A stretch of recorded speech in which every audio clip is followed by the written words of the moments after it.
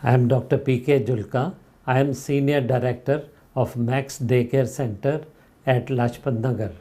मुंह के कैंसर से बचने का सबसे बड़ा उपाय है प्राइमरी प्रिवेंशन, जिसको हम प्राइमरी प्रिवेंशन। तंबाकू का सेवन बंद करें इमीडिएटली, जैसे ही आपको पता चले।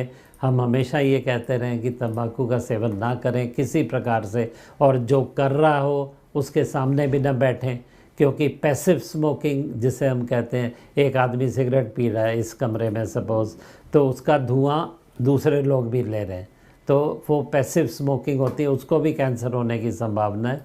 और तीसरा, जो सिगरेट जलती हुई नीचे फेंक देते हैं लोग, उससे भी जो धुआं आता है उससे भी कैंसर होने की संभावना है।